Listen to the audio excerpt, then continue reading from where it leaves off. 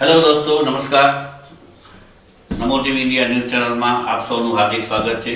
हूँ छूँ आपनो होस्ट, आपनो दोस्त महेश पंड्या। दर्शक मित्रों, नमो टीवी इंडिया ने आप सौનો स्नेह, आशीर्वाद અને પ્રેમ ભરપૂર મળ્યા છે અને અમારા વ્યુઅર્સની સંખ્યા પણ અઢળક થઈ ગઈ છે અને આ પ્રેમ અને આ સફળતાના લીધે જ હવે અમે એ કંઈક નવું કરવા જઈ રહ્યા છીએ, જેની અંદર નમો ટીવી ઇન્ડિયા દ્વારા બ્રોડકાસ્ટ ચેનલ ચાલુ કરવામાં આવી રહી છે।